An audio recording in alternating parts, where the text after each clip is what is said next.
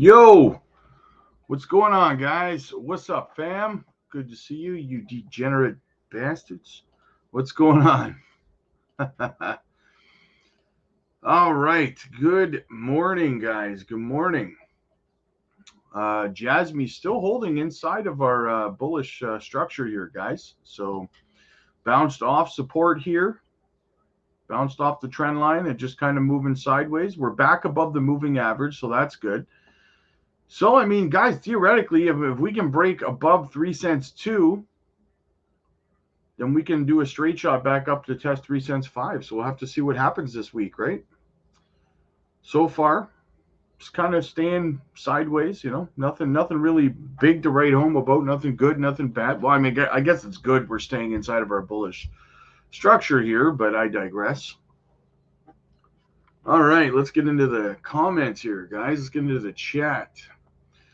Smash the likes and sub to the channel, guys, to help us grow. That would be fantastic, guys. Yeah, took yesterday off. My dad came into town, so he's here for a couple of days, so I'm just kind of hanging out with him. Of course, as soon as I start to go live with the window open, the damn lawnmower guy starts driving by with his lawnmower. Of course, that's going to happen, right? So, yeah. Kev, what's up, brother? Hey, Rob. Hey, crypto fam. I'm ready to see Jasmy shock people. Hang on, guys. I'm going to close the window.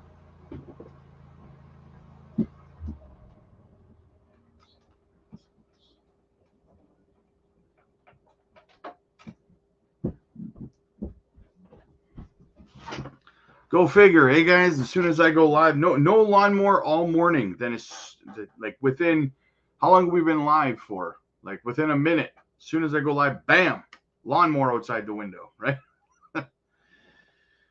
Anyway, Kev, what's up, brother? Hey, Rob and crypto fam, ready to see Jasmy shock people, 100%, man. Hoover Jam, what's up, man? Question for the group: which coin has more upside, Swift or XCN? Got a little dry powder, and now's the time deciding which one to throw it all at. Well, I mean, honestly, both of them, in my opinion, both of them are kind of down right now. XCN's down more than Swift is today, but I mean, listen, Swift's got a $20 million market cap. XCN's got a $47 million market cap. So theoretically, I mean, there's more room for growth on Swift, right? But not by much. I mean, it's definitely marginal, right? It's a tiny window. I own both, just deciding where to throw a little extra. Good afternoon. Yes. I mean, listen, personally, I know I'm doing some DCAing today. So, if you want to know what I'm buying today, you got to be a member of the channel. So definitely click the link in the chat for that. You guys who are members already, you guys are going to get my buy alerts. So you guys will know what I'm picking up. Christian, what's up, man? I'm thinking XCN, but either is a steal. Exactly. 100% agree. XCN got that white paper and layer V3 coming out in August on top of ETH ETF. Yes, exactly. I can't wait to cover the new white paper either for XCN. That's going to be fun. Gary, I have both, but Swift has a lower market cap and a lower supply. That's the one I will be focusing on. Nice. What's up, man? Good to see you. Shane, what's up, buddy? Good morning. What's up, everyone? Crypto Holmes, congratulations on the Panther Cup win, brother. Fantastic, man. Fantastic. Kind of a boring game, though, right? Like I was thinking, I was almost convinced we were going to see overtime in that game. But I mean, whatever. 2-1. Tell me though, as even like just as a hockey fan, what an absolutely terrible game-winning goal that was. Just beats the goalie clean, no screen, just a ugly wrist shot from the point. That was just right? That's what that was. It was disgusting. But hey, congratulations, man. They don't ask how, they ask how many, right, brother? It's a win's a win, man. So congratulations as a Florida Panthers fan, man. Good for you, buddy. I'm happy for you, man. Maybe next year it's my turn, right? That's what I always say with the Leafs. Maybe next year. Kaz Jim, what's up, man? Is JASMY a scam? My friend, if I was you, why is it in the Binance Innovation Zone? Well, I mean, let's go through it. Let's go through it and answer your questions, because I'm going on the basis that you're asking legitimately, and you're not a troll. So I'm gonna assume that, okay? So let me help educate you a little bit, my friend. JASMY's in the monitoring zone because at the time, over about a year and a half ago now, almost, they didn't have a blockchain website. They didn't have the charts. Didn't look fantastic when you zoomed out, because Binance did not have a narrative or details on why the chart looked the way that it did. And the chart looks the way that it does on the zoom out because they put all of the tokens into circulation at once, so that there was absolutely zero argument about whether the project was decentralized or not. There is no, like, if you look at Ripple, you've got Ripple holds like 45% or something like that of the total supply of XRP. So people argue that it's not decentralized enough, right?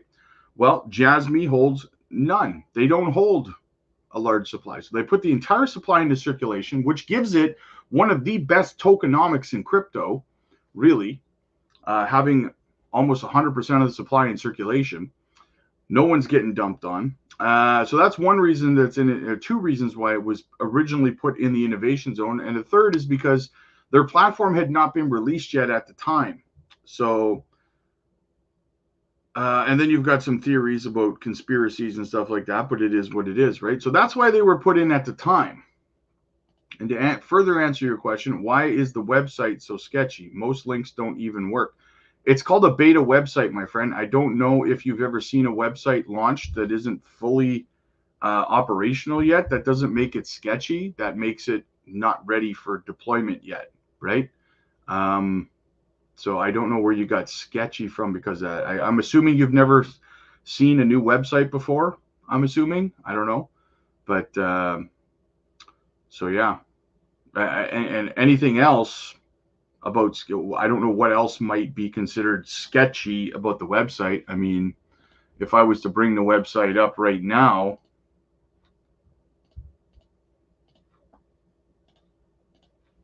what is sketchy about the website? This is a legitimate, this is actually what a blockchain website looks like. So I'm not sure what looks sketchy about it, simply because the links are not active yet. That's because it's a beta. It's not finished. It's not finished yet, right? So I don't know why that equivalates is the equivalent of sketchy in your mind. I don't know, but I think maybe you need a little bit more understanding and education in technology, just to go by a social narrative that it's sketchy because a website's not completed yet. I don't know where you got that narrative from. But I would stop listening to channels that are telling you stuff like that, because they're definitely leading you down a very bad path of worrying more about social engagement on crypto and your investments than you are about actual research on your investments, right? After watching Underdog's video on Swift and MetaPath, Max's videos making Swift connections, and Rob's weekly coverage of new Swift listings, I'm adding heavily into Swift again. Yes, absolutely, brother. Drama, what's up, man? Good to see you. Good to see you. Death Bank, JASMY King. Pepe, Mog Coin for the win. Nice. Juicy JASMY. Elizabeth, what's going on, my friend? Good to see you. Good to see you. William, what's up, buddy? Aman, what's up, my friend? Good to see you, man. Big Watch Dude, what's up, man? What's up, Rob? You know what? I missed one day of streaming, and I feel like I haven't been around for like a week. Right? I missed one day. It's funny. Why the long countdown? We have the countdown now because there's a lot of people who are not getting the instant notifications when we go live. So it's designed to make sure that everybody has time to get the notification and figure out that we're live. Because a lot of people were coming in half hour, 45 minutes after we'd already started, and then they're late. And then they're asking like, oh, can you recap what you covered in the first half, or they got to go back. So we do that. We do the countdown so everyone has a chance to get in, right? Crypto Trucker, what's up, buddy? Wow, caught alive. Had to go make a dry powder. Let's go, baby. Absolutely, man. Momo Underdog has come out with more stuff on Swift and is pretty interesting. Yes, he is. He absolutely is. What's up, brother? Matari, what's up, man? Hey, Jasmy family, finally caught alive from the Rob Father. Absolutely, brother. Good to see you, man. Good to see you. Friends, what do you think of Myria overall, especially at the moment? How do you think it looks? I look at Myria no different than I looked at Gala in the last bull run, right? And I will show you what I'm talking about. Okay, just bear with me here.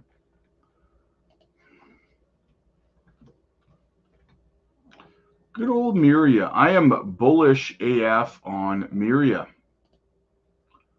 Definitely love Myria. Now, if we have a look over at Gala, right?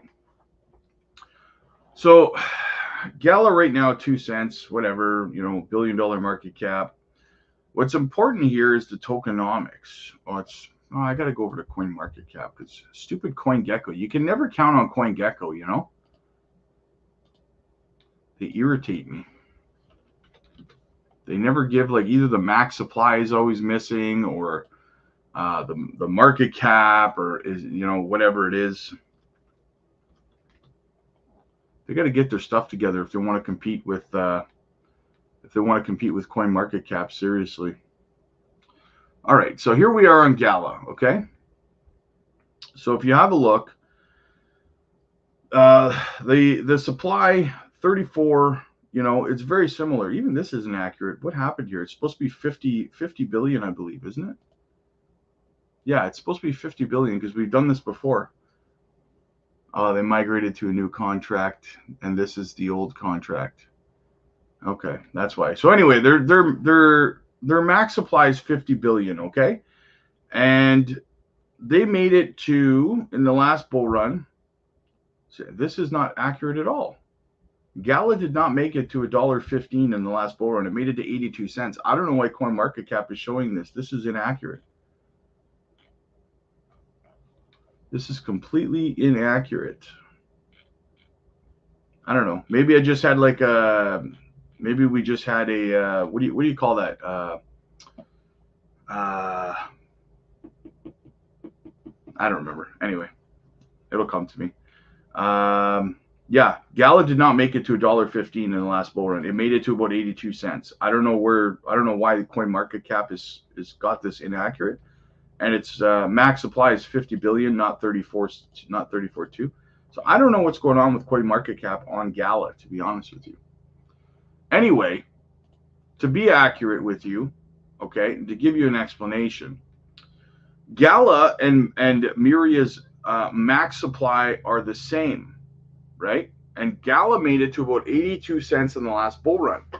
Now, if Myria can mirror what Gala did and even underperform it, I see Myria making it somewhere between 60 to 70 cents, right? And that would be underperforming what Gala did. And the reason I compare the two, if you're unaware, is that they're very, very similar projects. They're gaming platforms that other games come and essentially launch on their networks, right? So they're very, very similar. Granted, Gala has Gala Music and Gala Film, but that aside, I don't know how many people care about Gala Music and Gala Film, to be honest with you, but I digress. Yeah, so the tokenomics are very, very similar, almost identical. And if Myria can even underperform Gala and only do about 75% of what Gala did, we're looking at a 60 to 70 cent Myria, in my opinion. That's why I'm bullish on it, guys. It's going to be this cycle's Gala. Badlander, what's up, man? Hello, fellow Jasmians. My dry powder reserves are being depleted quickly with all these great buying opportunities. Yes, exactly, man. That's a good thing, though, man. That's a good thing. Son is hot. What's up, man? ET, hey Rob and Jasmy fam, just picked up another 1 million XCN and 250K on Swift. Diamond hands, nice. That's epic, man. If Edmonton had a better goaltender like Shesterskins or Vasilevsky, yes, I agree. They would have won. It's hard going to work on Tuesday morning. It was hard going to work on Tuesday. Yeah, I agree. Edmonton's goaltending sucked. But hey, you know what? It's not just goaltending that made Florida win that game, man. It's honestly like Edmonton through 2 periods, Edmonton only had like 15 shots on net, right? So that's a tribute to Florida blocking everything and not letting shots get through to the net. A lot of good defensive structure by Florida in that game. They really limited the shots against, which was fantastic. It made for boring hockey, but it's great. It's great defense. If I recall, Binance owns quite a bit of Jasmy, and I think they're trying to suppress the price to keep it in the innovation zone so they can buy more. Yeah, I wouldn't be surprised. Thanks. If you scroll down, can you scroll down? July is usually a green month for crypto. Yeah, and June historically, June usually is a bottom for the year, right? So we'll see what happens. Thank you, everyone, and Rob for the information. Appreciate it. Hey, man, we got your back, brother. We got your back. Rue Black is my content for Swift. Yes, we just had him on the channel a little while ago, and I jumped into his live stream the other day and told him he needs to come back on sometime soon. So maybe we'll have him back on the channel soon. Crossbone, what's up, man? Good to see you, brother. Good to see you.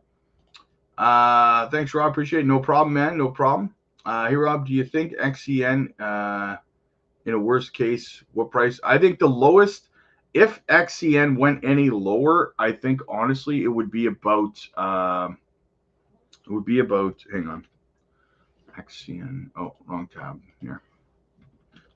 2014. 2014. Oh, I'm in Canadian dollars. Hang on. There we go. I could see it going to 2014 would be the absolute bottom, in my opinion, for this project. It's 2016 right now, but I don't know if it's gonna. I don't know. I kind of feel like we've bottomed out on this, right? So, yo ho ho, Robbo and company. What's up, X marks the spot? Good to see you, man. Mandela effect. Thank you. That's what I was looking for. That's what I was looking for. You read my mind. Is your coin market cap in US? Yeah, it was in USD, so I switched it over to Canadian. I think we've bottomed, but also have like a week, maybe 2 of consolidation to go. Yes, I agree. Hey Rob, glad to see you again. Thank you, man. Thank you so much. What's up, Rob Father? What's up, man? Still need to get more Swift and Jasmy though. I'm looking at Not and Lena once I reach my goal. Nice. But yeah, dry powder gets used up quick in these dips. Better than yes, FOMOing, and yes, exactly, 100%. That's what the dry powder's for, man. Use it up in these. I got just a little bit left myself, and I was considering waiting to see if XCN dipped any further than it is, but I think I might just go ahead and pull the trigger and pick some more up. And yeah, not going to wait much longer, just in case we start working our way to the upside, right? I might as well get in where I fit in. You know what I'm saying? All right, guys. So as per usual at this time, I am going to jump into the news. So if you want me to look at a project for you, you want a chart you want me to look at, you got a question, fire it over in a super chat and I will get to it. So let's get into the news. Once again, we'll jump over to the Jasmy chart. Again, still just kind of going sideways here, guys. Still, Even if we dropped all the way back down to 2 cents 75, we'd still be inside of our bullish structure here. Not saying we're going to. I'd rather see a break to the upside here, but we'll see what happens, right? All right, so let's get into this. So as per NeoSun, says JASMY and Japan are well positioned to accelerate their development thanks to ambitious initiatives by the Japanese Ministry of Economy, Trade, and Industry. Nvidia will play a central role in developing the generative AI infrastructures in the country as Japan seeks to capitalize on the economic potential of the technology and further develop its workforce. Nvidia is collaborating with key digital infrastructure providers certified by the ministry to lead the development of a crucial cloud infrastructure for AI applications. The ministry announced its intention to allocate 740 million, or approximately 114.6 billion yen, to assist the 6 local companies in this initiative. This effort continues from last year's actions, making an important step by the Japanese government to subsidize AI computing resources and increase the number of involved companies. The goal is to strengthen startup businesses and local research efforts with advanced AI technologies. The AI Factor's next-generation data centers designed to handle the most computationally intensive AI tasks are essential for transforming large amounts of data into intelligence. According to forecasts, these AI factors will become the foundation of modern economies worldwide. The Japanese government plans to subsidize a significant portion of the costs for building AI supercomputers, facilitating AI adoption, improving workforce skills, and supporting the development of a Japanese language model. And enhancing resilience against natural disasters and climate change. Under the country's Economic Security Position Act, the ministry aims to ensure the stable supply of local cloud services, thereby reducing the time and cost of developing next-generation AI technologies. Japanese tech powerhouse like SoftBank Corp are already rapidly moving towards AI adoption. Recently, SoftBank announced it would invest 150 billion yen, or approximately $960 million, in its plan to expand the infrastructures necessary for top-tier AI development in Japan, including the purchase of Nvidia's accelerated computing.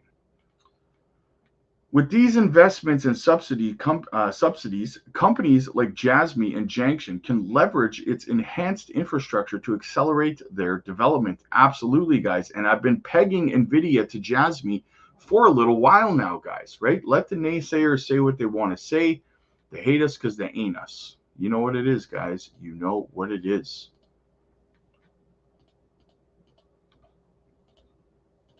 Michael Vandepop, the altcoins are down 70% in a matter of 3 months. Prices you wished you were buying them at. Now there's an opportunity with a graveyard sentiment surrounding them. I'm sure this will change in 3 months' time. Exactly. So everyone that's buying right now, guys, in 3 months, so 3 months ago, what he's saying is 3 months ago when the prices were higher, everyone was wishing for the current prices. And then 3 months from now, we're going to see the prices back up, and everyone's going to be wishing that they had bought that's not buying right now, right? Champagne taste, beer budget, guys. Everybody keeps saying that they want it. The price is lower, but then as soon as the prices go lower, they say, I'm not buying that shit, right? That's how it goes, man. That's how it goes.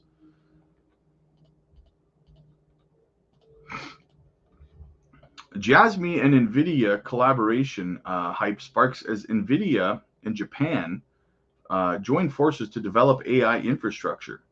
Japan's collaboration with global tech titans shows the country's big picture plan for innovation. Just recently, Japan announced a collaboration with Apple to bring the My Number card service to the iPhone users. Similarly, the country has now announced it's joining forces with Nvidia. In particular, Nvidia will be playing a central role in developing the generative AI infrastructure for Japan. Indeed, Japan is partnering with the capable players around the world to improve its economy, trade, and industry sectors. One project significantly comes from within Japan, that has helped strengthen the nation's digital security and transaction speed. This is JASMY. JASMY's already experienced a pump in price during the Apple collaboration. In detail, Japan's collaboration with Apple for the integration of the My Number Card protocol onto the iPhones directly brought JASMY technologies into the Apple ecosystem. This brought highly bullish sentiment towards the JASMY product. Thus, more collaborations between Japan and other tech titans can also bode well for the acceleration of JASMY. Possible collaborations between Tesla also took hold within the JASMY community, for Tesla is partnered with Apple. Similarly, now the rumor mill believes that the next collaboration for JASMY could involve Nvidia. Still, despite not having established a direct partnership with Nvidia, JASMY is already well positioned to accelerate its development due to Japan's active collaboration with the entity.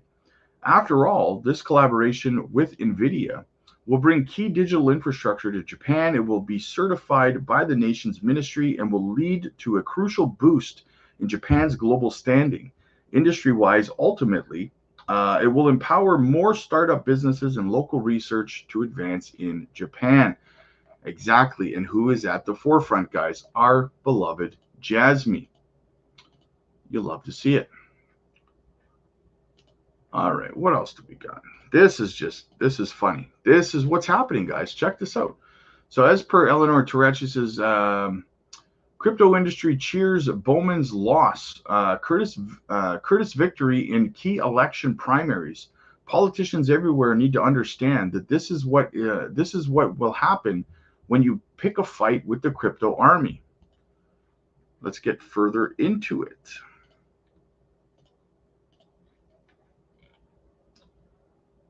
We got a little bit of a video here we'll watch afterwards too. So crypto industry cheers, like we said, guys. So a key politician here has lost his he was part of he voted against Fit 21, right?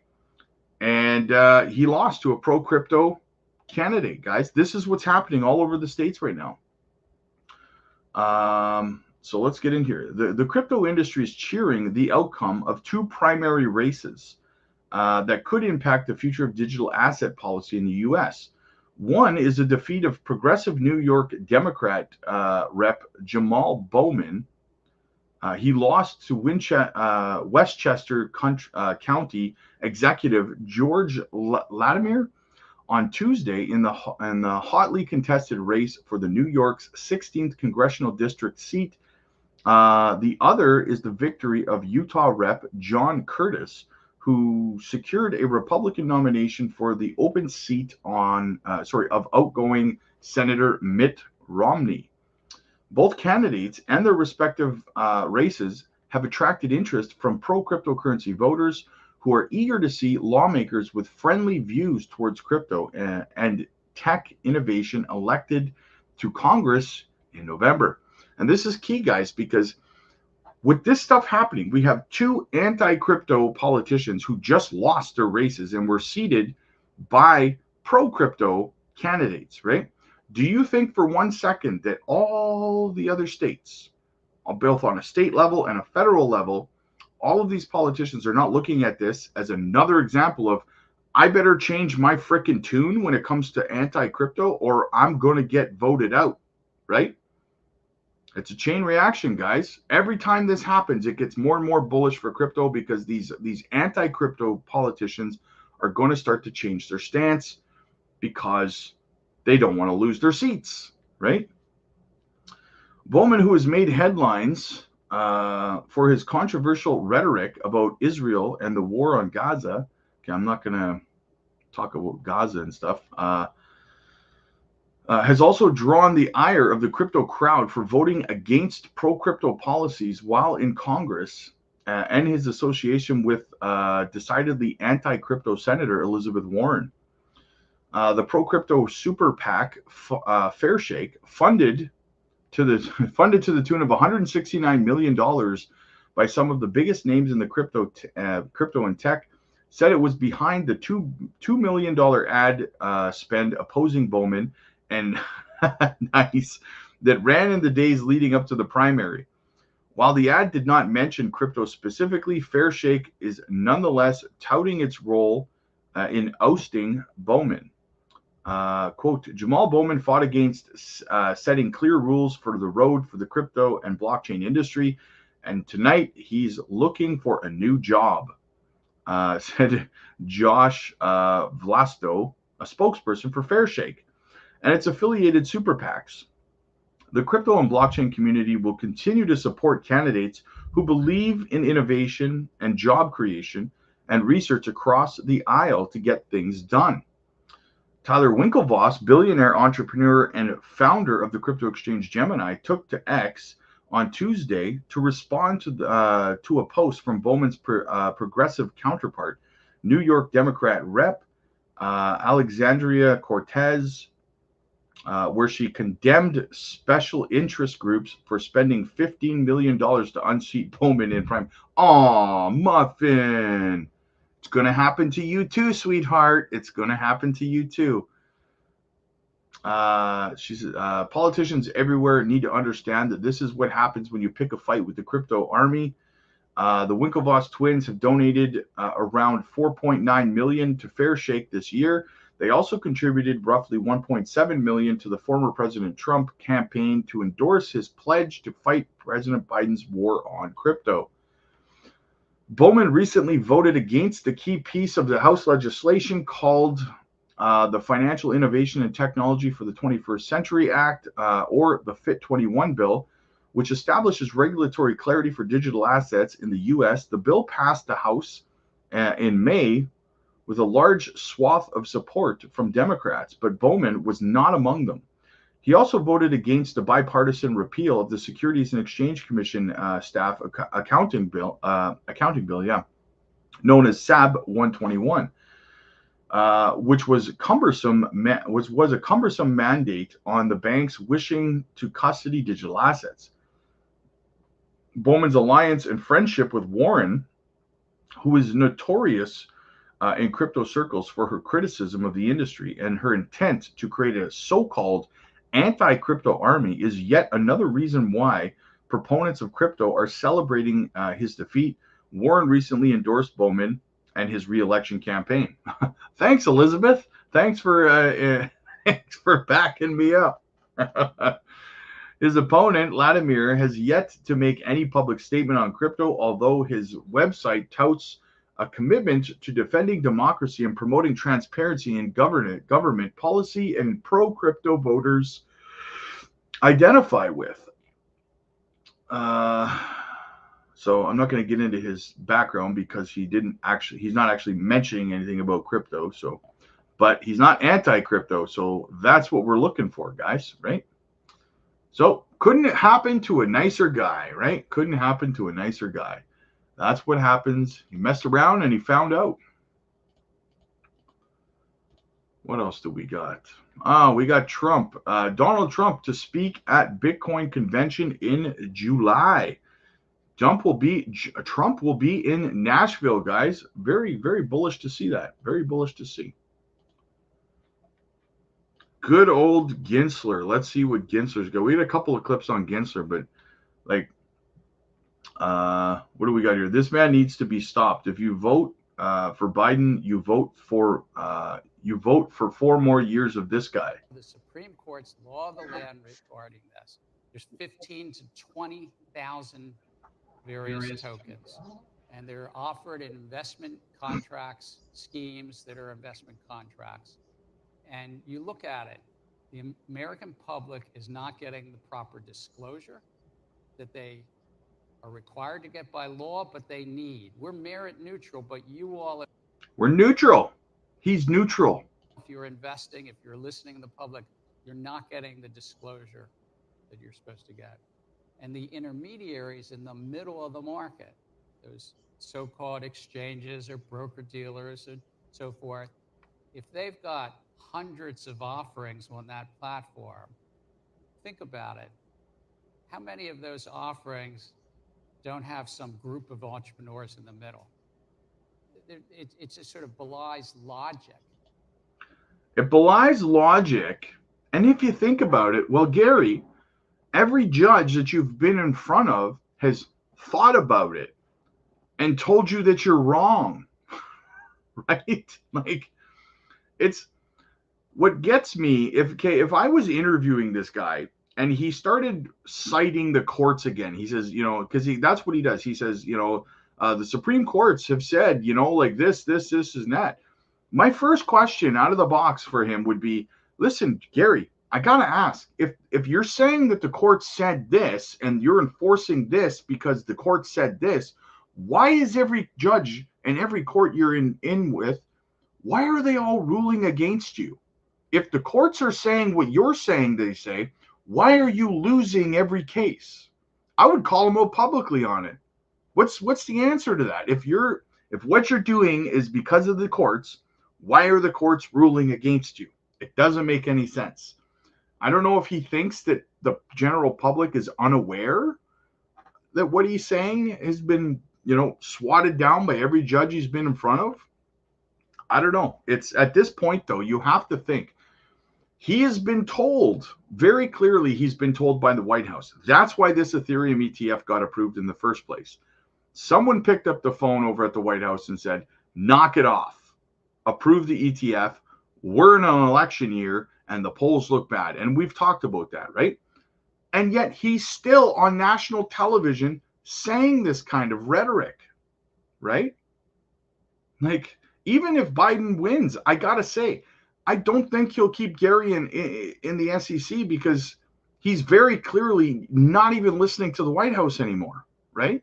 He's still spewing this rhetoric on national television.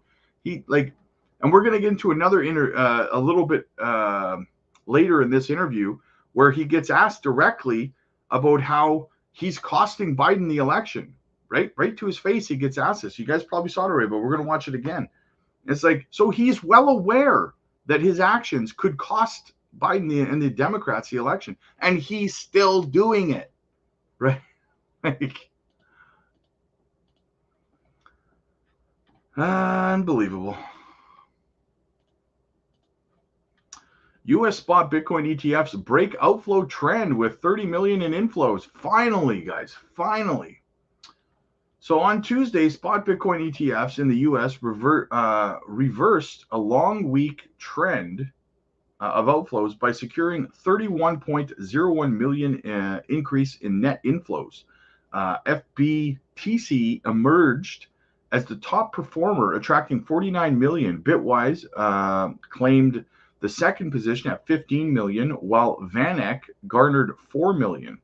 Positioning in third on Tuesday's trading session, ETFs such as IBIT, BTCO, BRRR, EZBC, BTCW, and DeFi experienced stable trading with net inflow, with neither net inflows or outflows. Leading the outflows, GBTC saw 30 million reduction, followed by ARK Invest. 21 shares, ARK Fund, which recorded 6 million in outflows, accounting to, I don't know, so value. These movements brought the cumulative total net inflows to 14.42 billion. The 11 funds now hold 53.56 billion in Bitcoin reserves, and Tuesday's trading session saw 2.21 billion traded. Tuesday's trading dynamics signal a nuance shift in the investor sentiment towards U.S. spot Bitcoin ETFs, hinting at a potential stabilization after a turbulent week. So the outflows have finally kind of stopped. We've had our first day of inflows in a while, so very bullish there, guys. Could we see the market turning around? Could be a pivot point, guys. Could be a pivot point. Check it out. WS Bitcoin explains why we are not bullish enough on Bitcoin, why he thinks a modest target of $1 million per Bitcoin. Check it out. If you're measuring your net worth in terms of dollars right now, you're freaking out because your net worth just went down, right? Assuming you're holding mostly Bitcoin. If you're measuring it in terms of Bitcoin, then what you're going to notice is it's either stayed flat because you're already all in, or if you have a little dollars on the side, it actually just went up, right? So, I mean, this is a good thing. Your Bitcoin denominated net worth most likely just went up, because I know a lot of these motherfuckers are still holding dollars. I don't know why. But yeah, I mean, this is a good thing, right? So now's a good time to deploy those dollars so that you lock in that Bitcoin denominated net worth, right? You don't want it to go down. It just ticked up a little bit. So lock that in and deploy those dollars that you still have left. All right, so the bits conversation, we can move on to that. So, I mean, yeah, this is kind of tying in with everything we've been saying. So, kind of like where Bitcoin's headed in terms of a price, and then how people are going to start pricing things. I mean, I think a very, very modest target for Bitcoin price is like $1 million, right? I think everyone has $1 million on their mind. We all know it's going there eventually. It'd be kind of surprising if it reached there this epoch, right? But maybe the next one, maybe the one after that. It's not a matter of if, it's when, right? So when Bitcoin reaches $1 million, I think that will kind of be a signal that we've reached kind of like a very high level of adoption globally, right? You don't reach $1 million without getting a decent amount of people involved in Bitcoin, if not the majority of people. So at that point, we're gonna actually start pricing things in terms of Bitcoin, right? People are gonna start saying, okay, we've adopted this as our money, or at least we're saving in it, and we're comfortable with the idea of Bitcoin being money or savings. Now we want to spend some of it, or we want to earn more of it, right? They're gonna start pricing things in terms of Bitcoin. At $1 million of Bitcoin, 1 bit equals $1. It's bit dollar parity, right? I think this is going to be a key kind of inflection where it will be very interesting to see prices listed at your grocery store, dollars next to bits, right? You'll see, at that point, maybe a gallon of milk, if you're in the States, will cost like $10, right? Due to inflation. And then right next to it, you'll see 10 bits, right? And maybe you'll wait a year or two and you go back to the grocery store, and then it will be $11 and 9 bits. And so you'll really start to see this, like, this divergence of the prices, and it'll be very, very clear if the prices are in bits, right? If they're in sats, it'll still be, clear, but not as clear, right? Like we need it to be as clear as possible for the normies at that time. And I think bits is going to make it very, very clear, especially if you're a United States normie, which, living in the States, that's kind of all we care about. I agree, guys. We will see $1 million Bitcoin. I don't think it's going to be 2028, 2029. I think it's probably going to be the cycle after that. But we are going to see $1 million Bitcoin, in my opinion. That is why I do stack. I roll half my profits from altcoins in the bear market. At the bottom of the bear market, I roll those profits over to Bitcoin. I continue to stack it, guys. It is going to be the alpha and omega, $1 million a coin. In my opinion, it's already baked in, but let me know what you guys think. What else do we got? Check this out. JASMY could print 2,000% price surge after closing nearly complete bullish cup and handle pattern. I know some of you guys have been following this cup and handle pattern on the weekly time frame for JASMY, so let's talk about it here, right? Popular altcoins are steadily building bullish waves and parabolic pump patterns in their charts, while Bitcoin is steadily recovering from what the crypto community hopes is the last of the brutal dips for this cycle.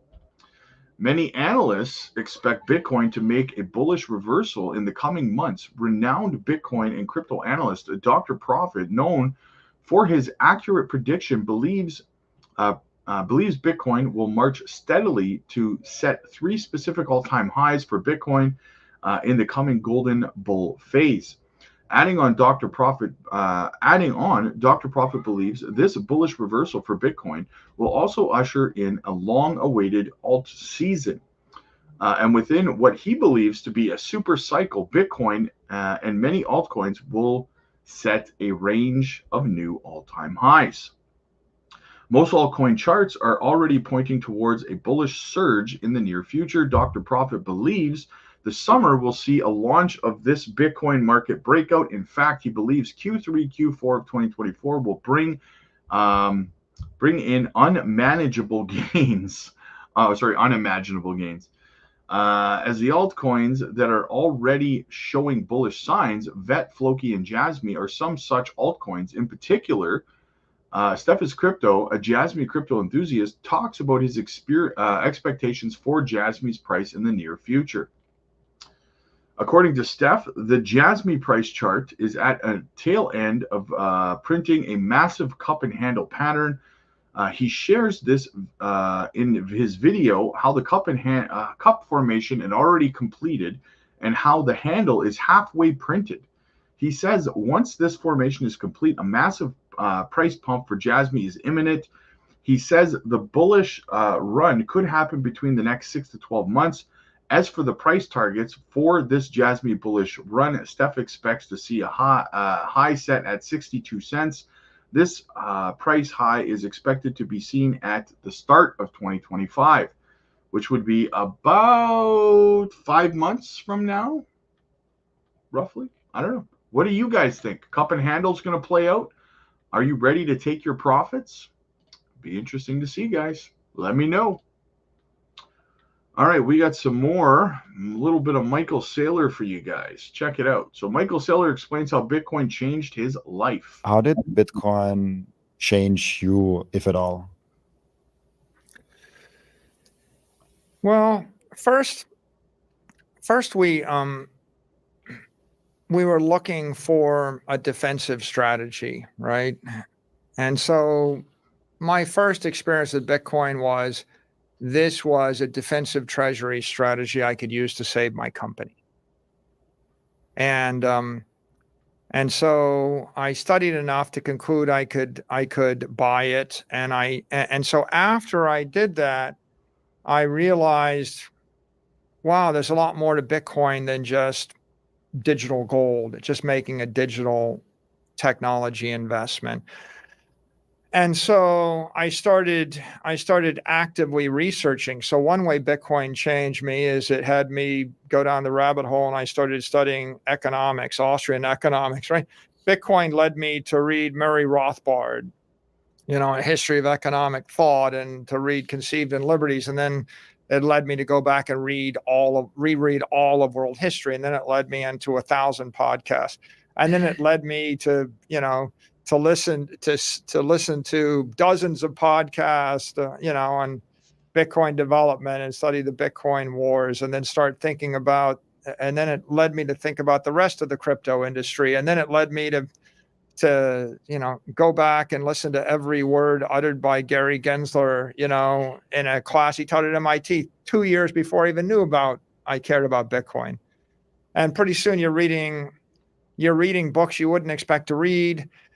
You're reading every bill about the crypto industry going through Congress. So it sucked me into the state of being a student again. And most of the time you think once you're past the age of 20 something, you're not a student anymore, right? You don't need to be a student. And Bitcoin taught me that I really needed to go back and relearn everything. I needed to relearn economics. I needed to relearn politics. I needed to relearn, technology. And then and that led me to go back and look at my own company again and say, maybe I need to rethink how we're going to use this. And that led us to issuing convertible bonds to buy Bitcoin.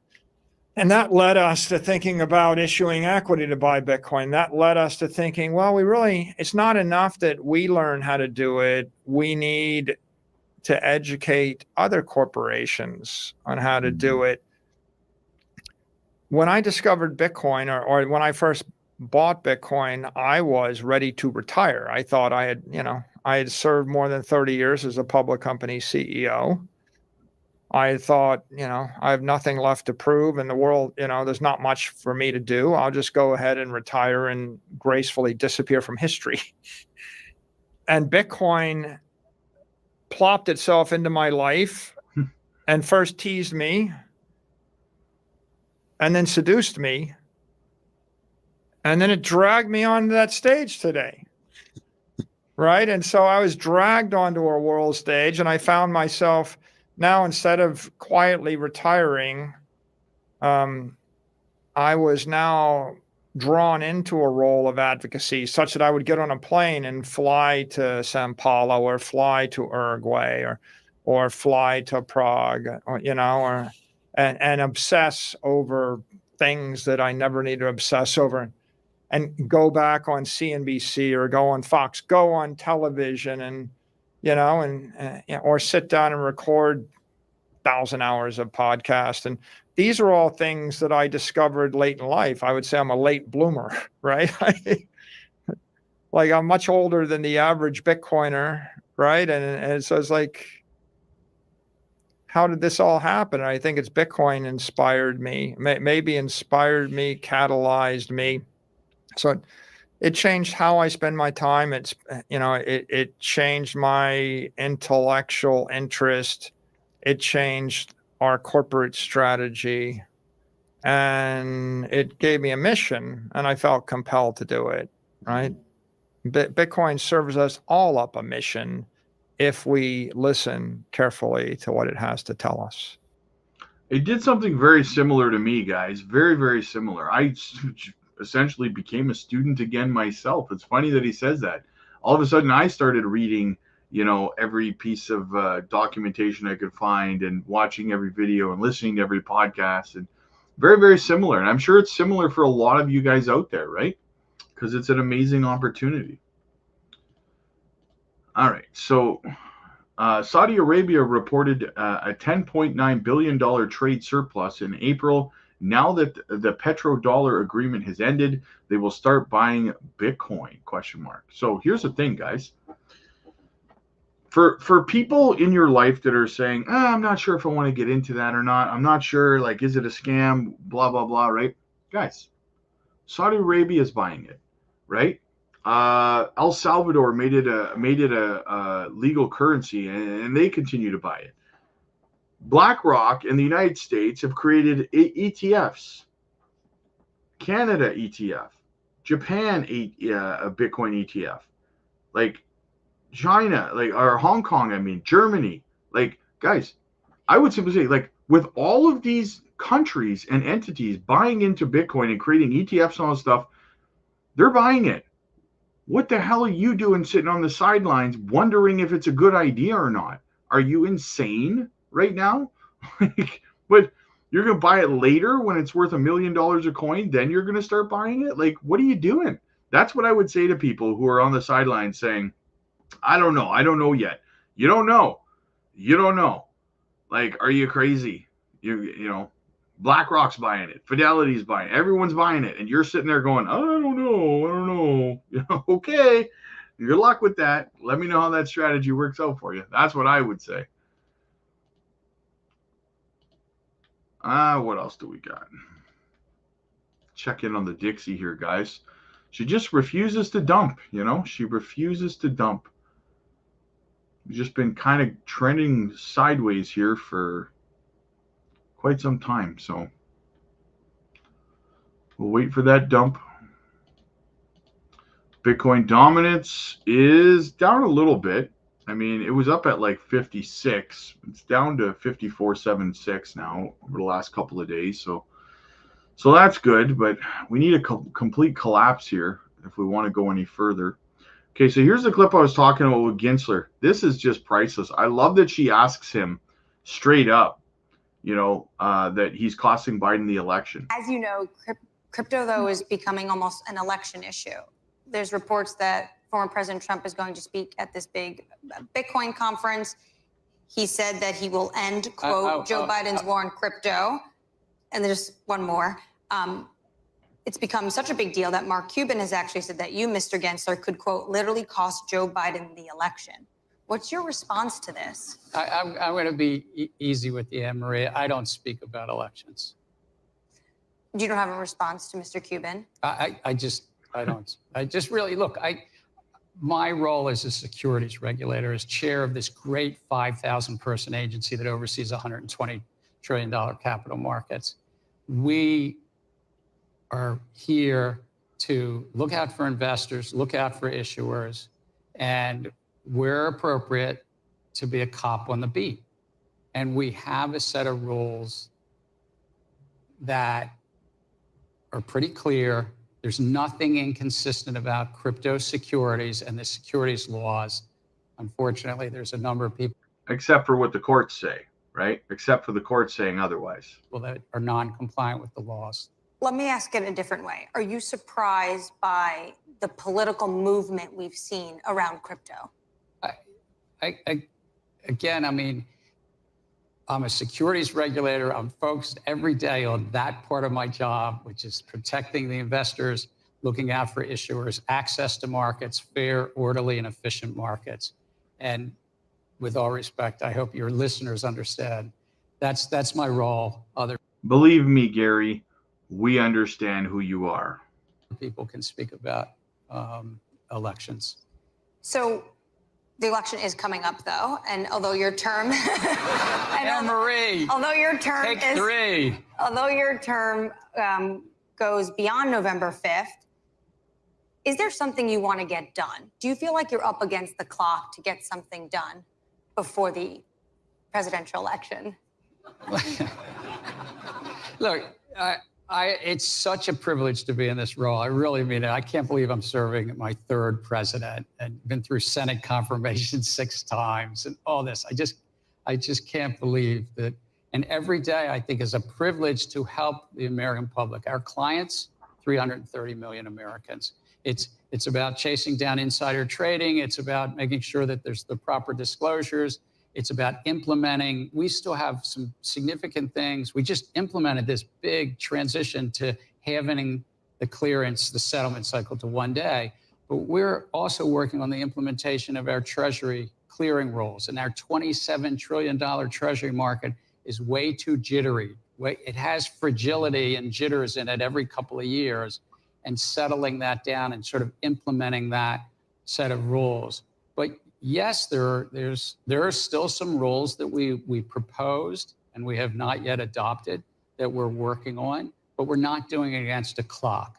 We are basically trying to promote these markets, enhance these markets on behalf of the American public. And if I've honored to serve through my term, which is through 26, great. If it's earlier, that's democracy. Democracy in action. Oh, it's going to be earlier, bud. It's going to be earlier, bro. You're done. You are done. And here's a quick little clip from Tony Edwards here, guys. Sure. You got to realize that this is not what it seems. And I would say that in the backdrop of the Biden administration has been very anti-crypto. You know, everybody is aware of that. But they've been doing a couple of things lately where you thought, oh, maybe they're not as anti-crypto, or they're trying to be less anti-crypto as we thought, which is we got SAB 121 passed. We didn't think there was going to be a veto. We got the Ethereum ETF quasi or halfway approved. Yeah. But what I would caution is that I think this is just kind of a head fake. How much can we look pro-crypto without actually being pro-crypto? And what can we do kicking and screaming in order to do the least amount of pro-crypto actions that are possible? Sure. That's what I've been saying, guys. Biden's whole 180 is just a head fake. That's exactly it. I went on a rant about this last week, and I said he can say as much as he wants, but going into this election. But until I want to see him actually do something that's permanent, that he cannot reverse like that as soon as he wins the election. Do something. Show us you're pro-crypto. Don't just say you are until you win the election, and then you go back to attacking crypto again for the next 4 years. You're going to do something or you're voted out. It's that simple, guys. Right? No talk, action. All right, let's get back into the chat.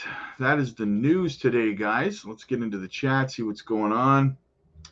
It seems like between XRP and SWIFT, they're both going to play a pivotal part in the BRICS nation in terms of transactions. I agree. What's your XCN price prediction? Very conservatively. My friend, I've done 2 XCN price prediction videos over the last, 3 weeks. I would encourage you to go watch the video. Dave, what's up, buddy? Good to see you, David. JASMY dumping. I wouldn't say it's dumping. It's still holding pretty solid where it is. Beebs, what's up, buddy? Good afternoon, future crypto millionaires. What's up, buddy? Good to see you, man. Last chance to buy below 3 cents. Absolutely, man. River, how you doing? Good to see you. Roderick, he's acting like a child. Yes. He's a Mr. Burns. Fast Too Curious, what's up, my man? Good to see you. My man Rob taking jabs at everyone who is against crypto. We got an awesome captain. Thank you, brother. Thank you. I agree. Gensler is the problem. Yeah, absolutely, man. He said sense. Yes. Rob, did you see the big news for KASPA released yesterday? No, I didn't. Was there big news released for KASPA yesterday that I am unaware of? Yesterday was kind of a write-off for me. That's why I wasn't live. Let me have a look here. What is the big news for KASPA? I don't have any articles on it. No. I got no articles on it, my brother. You're gonna have to let me know.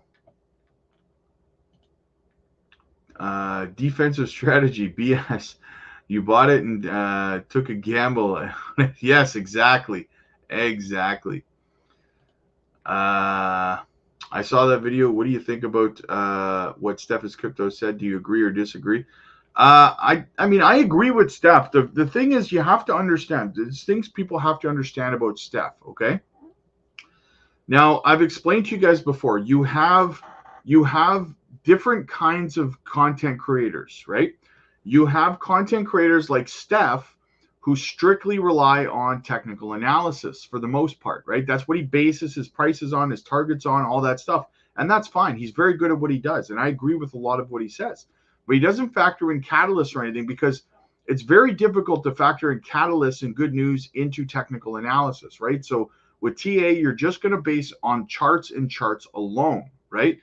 Now, then you have other content creators like Crypto John, who knows absolutely nothing about technical analysis. And in fact, he tries to tell his followers that it's a bad thing to do technical analysis and that it's garbage, right? Because he doesn't know how to do it, so it's bad. So anyway, and all he does is talk about narratives and tries to be a life coach out in the bush when he lives at his parents' house, right? You have content creators like that. Then you have content creators like myself in the middle where I do technical analysis, but I also cover the catalyst, the news of the day, and all that other stuff, right? Potential partnerships, all that kind of stuff. So there's different kinds, right? So when you look at Steph's price targets and stuff like that, he's talking about a breakout of the cup and handle formation to 62 cents, which is absolutely right on track, right? So that's what you have to understand, right? He's not basing it on any kind of catalyst or anything, and there's nothing wrong. That's perfectly all right. That's perfectly fine. That's cool, man. Cool beans, right? Because it ends up making his price prediction more accurate, right? So, but that's without catalysts. You add those catalysts in, you're looking at different price targets potentially, right?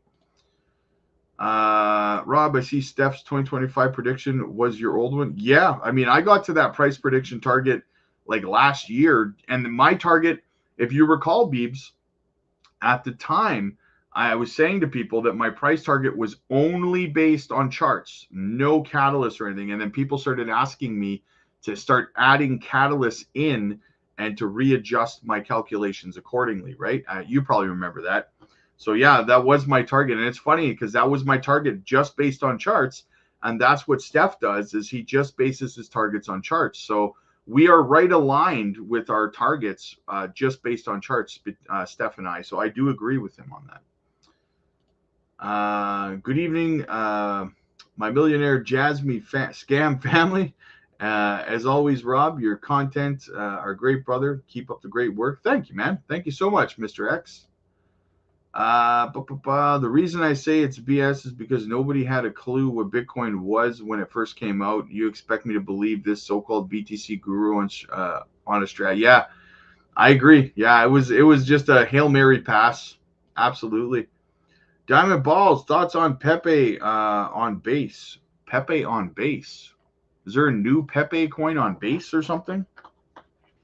Let me have a looky loo here.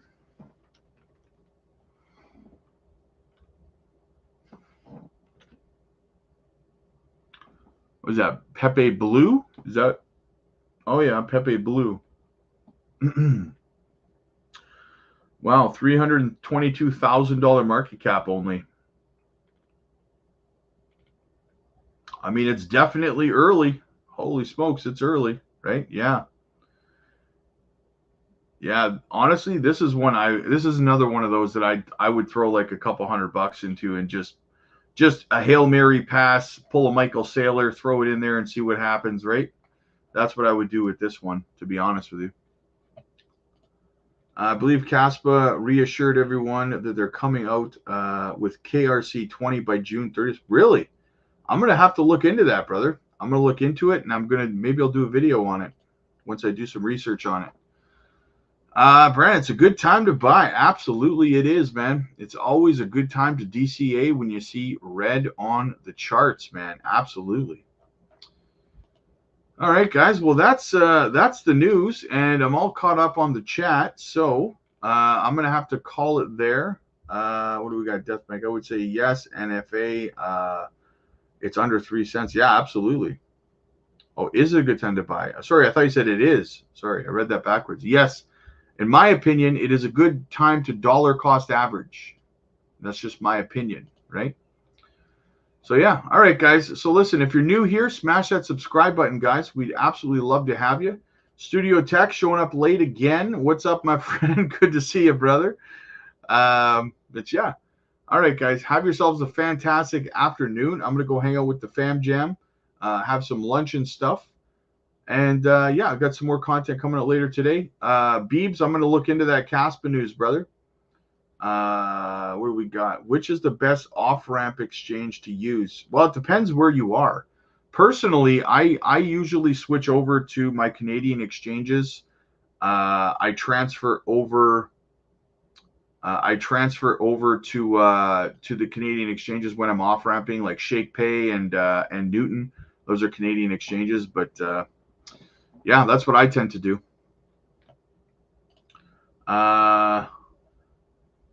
Just don't when you come online. Oh, okay. Coinbase, Koval. Thank you, Rob. Hey, no problem, guys. All right, guys. I'll see you guys a little bit later. Have yourselves a fantastic rest of your day. Maybe I'll come on and do a later live stream tonight. We'll see. But let's keep an eye on the daily candle today, guys. Let's see how this daily candle closes, all right? Maybe we can switch it green again. We got about 6 hours to go on it, so we'll see what happens. All right, guys. Have a good one.